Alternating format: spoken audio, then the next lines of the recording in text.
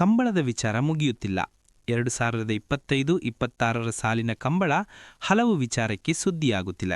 ಅನಗತ್ಯ ಕಾರಣಗಳಿಂದಯೇ ಈ ಬಾರಿ ಹೆಚ್ಚು ಸುದ್ದಿಯಾದ ಕಂಬಳ ಕೋಟದಲ್ಲಿ ಇದೀಗ ಮತ್ತೆ ಹೊಸ ಚರ್ಚೆ ಶುರುವಾಗಿದೆ.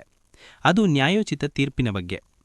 ಫೆಬ್ರವರಿ 14ರಂದು ನಡೆದ ಜಪ್ಪಿನ ಮೊಗರು ಜಯಾ ವಿಜಯ ಜೋಡುಕರ ಕಂಬಳ ಕೋಟದಲ್ಲಿ ಬೋಳಾ ಮತ್ತೆ ಮಾಳಾ ನಡುವಿನ ಸ್ಪರ್ಧೆಯ ವೇಳೆ ನೀಡಲಾದ ತೀರ್ಪಿನ ಬಗ್ಗೆ ಇದೀಗ ಗೊಂದಲುಂಟಾಗಿದೆ.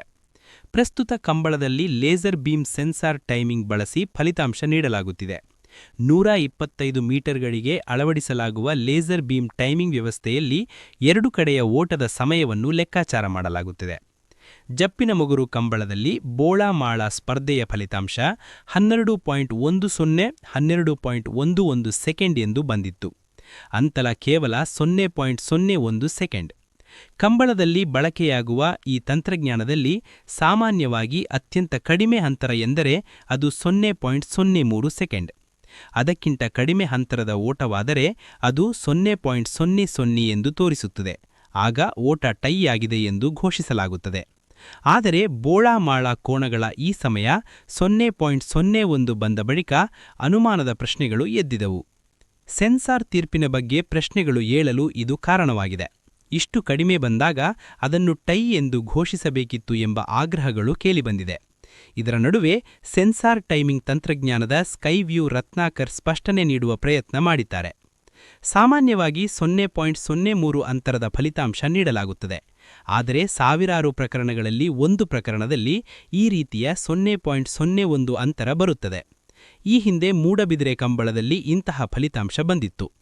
ಜಪ್ಪಿನ ಮೊಗರು ಕಂಬಳದ ಇದೇ ಸ್ಪರ್ಧೆಯ ಫೋಟೋ ಫಿನಿಶ್ ಪ್ರತಿ ಲಭ್ಯವಿದ್ದು ಅನುಮಾನವಿದ್ದಲ್ಲಿ ನೋಡಬಹುದು ಎನ್ನುತ್ತಾರೆ. ಇದೇ ಕಂಬಳದಲ್ಲಿ ನೇಗಿಲು ಹಿರಿಯ ವಿಭಾಗದ ಕ್ವಾರ್ಟರ್ ಫೈನಲ್ ವೇಳೆ ಸತತ 3 ಸ್ಪರ್ಧೆಗಳು ಟೈ ಆಗಿತ್ತು.